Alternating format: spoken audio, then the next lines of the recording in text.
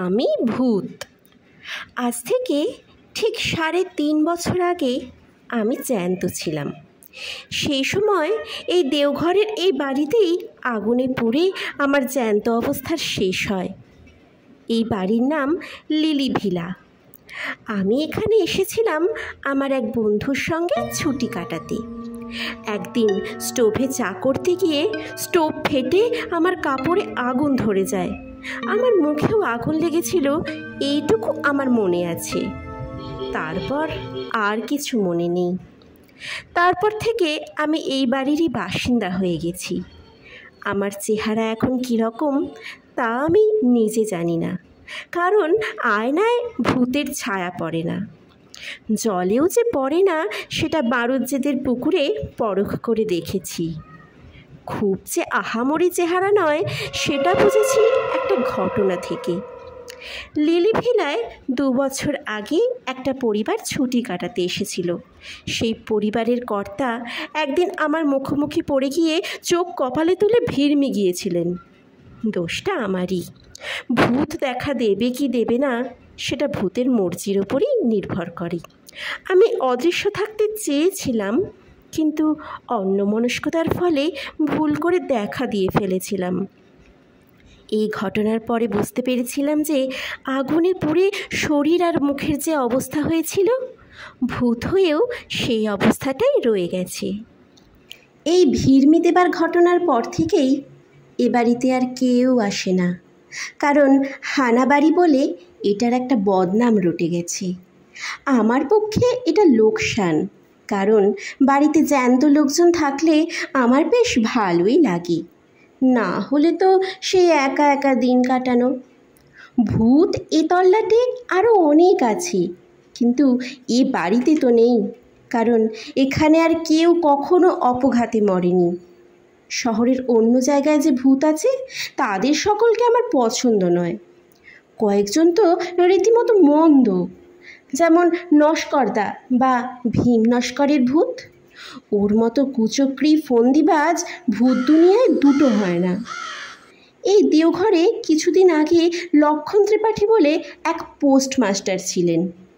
লক্ষণের সঙ্গে সাপে নেউলে সম্পর্ক ছিল স্টেট ব্যাংকের কর্মচারী কান্তিভাই দুবের। এক সন্ধ্যায় লক্ষণ ত্রিপাঠী পোস্ট অফিস থেকে বাড়ি ফিরছেন। শাহবাবুদের বাগান পেরিয়ে মাঠটার কাছে আসতেই ভীম নস্করের ভূত করল কি, ছপ করে একটা তেঁতুল গাছ থেকে নেমে ত্রিপাঠী মশাইয়ের ঘাড় মোটকে দিল। তারপর সে কি হই হুল্লোড়! থানা, দারোগা, কোর্ট কাছারি, মামলা মোকদ্দমা, সবশেষে ফাঁসি পর্যন্ত। কার ফাঁসি? লক্ষণ ত্রিপাঠীর দুশ্মন কান্তিভাই দুবের। যে খুনটা করল ভীম নস্করের ভূত, ঘটনাচক্রে সেই খুনের জন্য দায়ী হলো কান্তিভাই দুবে। এই উদর বোঝা যে বুদোর ঘাড়ে চাপবে সেটা জেনে শুনেই নস্করের ভূত করেছিল কাণ্ডটা। আমি বাধা দিয়ে নস্করদাকে বললাম যে, তুমি কাজটা ভালো করনি, ভূত হয়েছ বলেই যে জ্যান্ত মানুষের অপকার করতে হবে এমন তো কোনো কথা নেই। তুমি তোমার রাজ্যে তোমার ধান্দা নিয়ে থাকো, আর জ্যান্তরা থাকুক তাদের ধান্দা নিয়ে। দুই জগতে ঠোকাঠুকি হলেই যত অনাসৃষ্টি। আমি সজ্ঞানে কোনো জ্যান্ত মানুষের অনিষ্ট করতে যাইনি, বিশেষ করে যেদিন থেকে বুঝেছি যে আমার চেহারাটা মানুষের মনে আতঙ্ক জাগায়, সেদিন থেকে আমি একদম সাবধান। লিলি ভিলার পিছনে আম কাঁঠাল বনের একপাশে একটা পুরনো ভাঙা মালির ঘর আছে, সেইখানেই আমি পড়ে থাকি বেশিরভাগটা সময়। অবশ্যই লিলি ভিলা এখন অনেক দিন থেকেই খালি, কিন্তু কাছেই চৌধুরী বাড়ি থেকে ছেলেরা এখানে লুকোচুরি খেলতে আসে। আশ্চর্য, এই ছেলেগুলোর একদম ভূতের ভয় নেই, কিংবা হয়তো ভূত আছে জেনেই তারা এখানে আসে। যাই হোক, সেই সময়টা আমাকে একদম অদৃশ্য থাকতে হয়। বড়রাই যদি আমাকে দেখে ভিড়মি যায়, তাহলে সে ছোটদের অবস্থা কি হবে ভাবো তো। না, ও সবের মধ্যে আমি নেই। তবে এটাও ঠিক যে ভূতদেরও একা একা লাগে। আমারই একটা গলতির জন্য লিলি ভিলা এখন হানাবাড়ি। তাই এখানে কেউ এসে থাকতে চায় না। আর আমিও জ্যান্ত মানুষের গলার আওয়াজ, তাদের চলাফেরা, কাজকর্ম, হাসি তামাশার শব্দ কিছুই পাই না। তাই মনটা এক এক সময় হু হু করে ওঠে। জ্যান্তরা যদি জানতো যে ভূতরা তাদের সান্নিধ্য কত পছন্দ করে, তাহলে কি তারা ভূতকে এত ভয় পেত?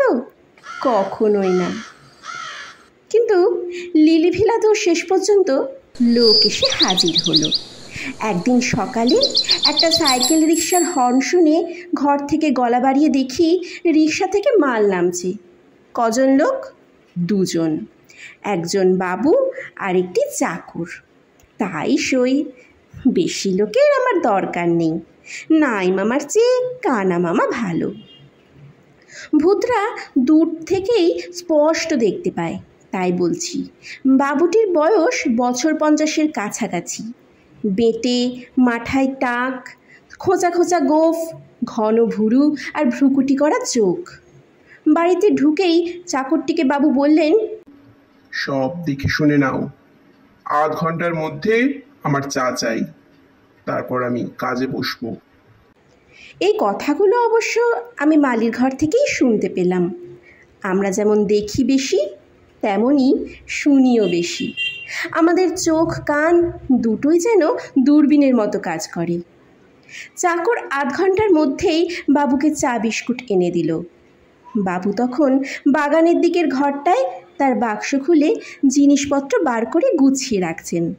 জানালার সামনে একটা চেয়ার টেবিল, তার উপর দোয়াত, কলম, কাগজ সব রাখা রয়েছে। ইনি তাহলে লেখক? খুব নামকরা লেখক কি? হ্যাঁ, তাই। ভদ্রলোক আসার ঘণ্টাখানেকের মধ্যেই দেওঘরের জনাষ্টিক বাঙালি এসে হাজির হলো লিলি ভিলাতে। তখনই জানলাম ভদ্রলোকের নাম নারায়ণ শর্মা। আসল নাম না ছদ্ম তা জানি না, তবে এই নামেই সকলে তাকে ডাকে। বাঙালির দল নারায়ণবাবুকে দেওঘরে পেয়ে কৃতার্থ। এত বড় একজন কাউকে তো সবসময় পাওয়া যায় না। তাই যদি ভদ্রলোকের আপত্তি না থাকে, তাহলে এখানকার সকলে তাকে একদিন সংবর্ধনা জানাতে ইচ্ছুক। নারায়ণ শর্মা লোকটি দেখলাম বেশ কড়া। বললেন, এখানে নিরিবিলিতে কাজ করতে পারবো বলে কলকাতা ছেড়ে এলাম, আর আসা মাত্র আপনারা এসে সংবর্ধনার জন্য পিড়াপিড়ি করছেন। এ কথায় অবশ্য সকলেই একটা কাঁচুমাচু ভাব করলেন। তাতে আবার নারায়ণ শর্মা নিজেই নরম হয়ে বললেন, বেশ, আমাকে দিন পাঁচেক একটু নিঝুম যাতে কাজ করতে দিন, তারপর হবে ক্ষণ সংবর্ধনা। বেশি বিব্রত করলে কিন্তু আমি আবার তল্পি তল্পা গুটিয়ে কলকাতা ফিরে যাব। এই সময় ঘোষবাড়ির কর্তা নিতাইবাবু হঠাৎ একটা প্রশ্ন করে বসলেন, যেটা আমার মোটেই ভালো লাগলো না। তিনি বললেন, এখানে এত বাড়ি থাকতে আপনি লিলি ভিলায় কেন এসে উঠলেন? নারায়ণবাবুর মুখে এই প্রথম হাসির রেখা ফুটে উঠল। তিনি বললেন, হানাবাড়ি বলে বলছেন তো? তা ভূত যদি আসে তাহলে তো ভালোই, একজন সঙ্গী পাওয়া যাবে। আপনি বোধহয় আমাদের কথাটা সিরিয়াসলি নিচ্ছেন না, বললেন হারু তালুকদার। কলকাতার এক ডাক্তার এখানে সপরিবারে এসেছিলেন। ভদ্রলোক নিজের চোখে দেখেছিলেন ভূত, আর সে নাকি বীভৎস ব্যাপার। প্রায় 15 মিনিট পরে জ্ঞান ফেরে ভদ্রলোকের। এখানে ভালো ডাক বাংলো আছে, ম্যানেজার আপনার খুব ভক্ত, বললে উনি নিজে সব ব্যবস্থা করে দেবেন। আপনি লিলি ভিলা ছাড়ুন। এইবার নারায়ণ শর্মা একটা অদ্ভুত কথা বললেন, আপনারা বোধহয় জানেন না যে প্রেততত্ত্ব সম্বন্ধে আমি যতটা জানি ততটা খুব কম লোকেই জানে। আমার এখনকার লেখার বিষয়ও হচ্ছে ওই প্রেততত্ত্ব। সেই ডাক্তারের অবস্থায় আমাকে কোনোদিনও পড়তে হবে না, এটা আমি জোর দিয়ে বলতে পারি।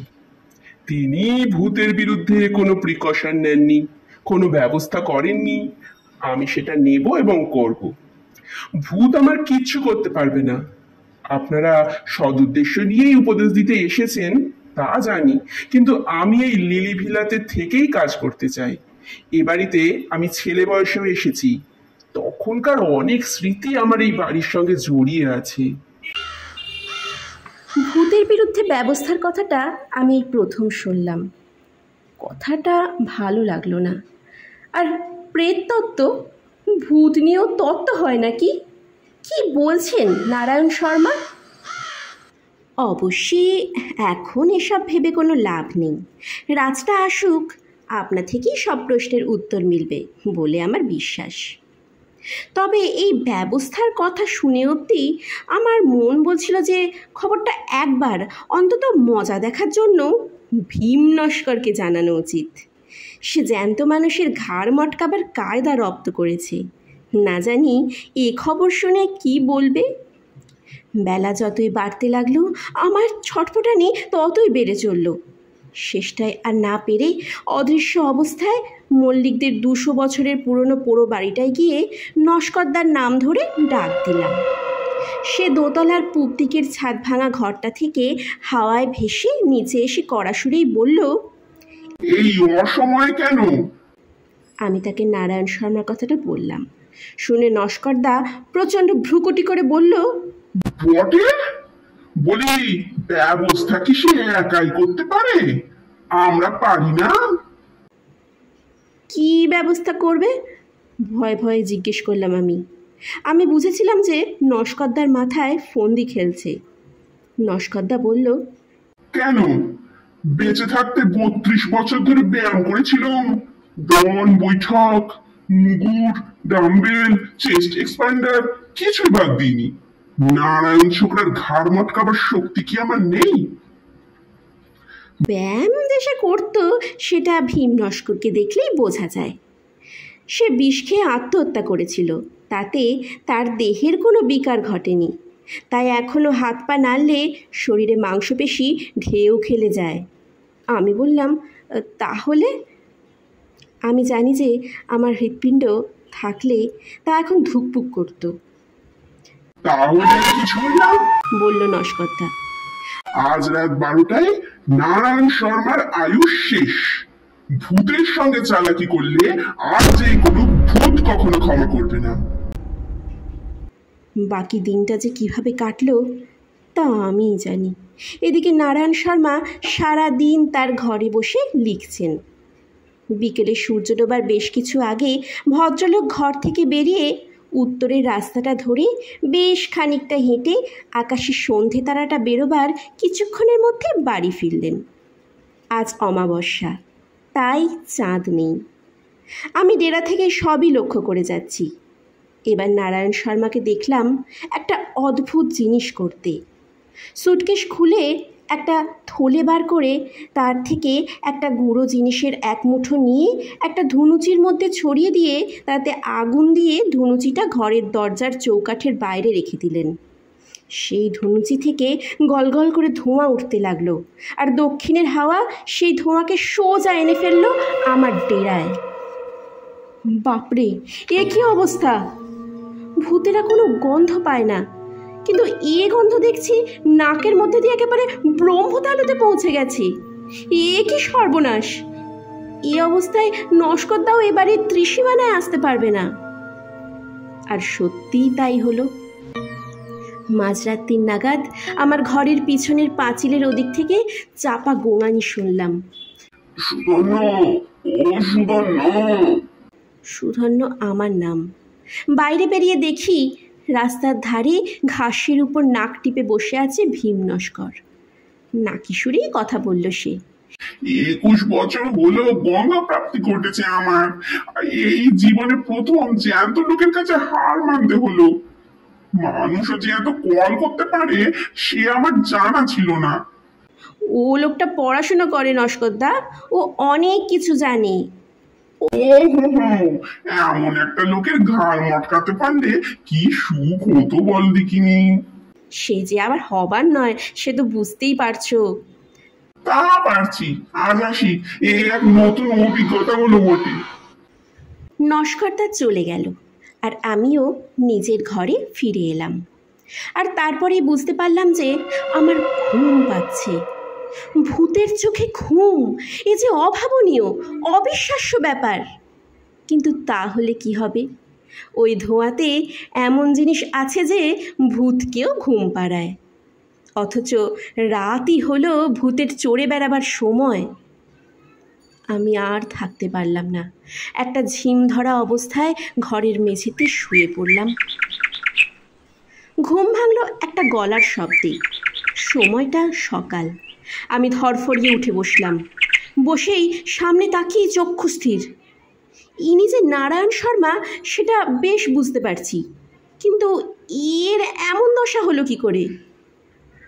নারায়ণ শর্মাই আমার প্রশ্নের জবাব দিলেন। চাকরটা ঘুম থেকে ওঠেনি দেখে স্টোভ জ্বালিয়ে চা করতে গেছিলুম। স্টোভটা বাস্ট করে। ওরা বোধহয় ওদিকে আমার মৃতদেহের সৎকারের ব্যবস্থা করছে। আমি একটা ডেরা খুঁজছিলুম, তখন এই ঘরটা দেখতে পাই। এখানে আরেকজনের ঠাঁই হবে কি? আমি অত্যন্ত খুশি হয়ে বললাম, নিশ্চয়ই হবে। যাক, দুই মুখ পোড়ায় জমবে ভালো।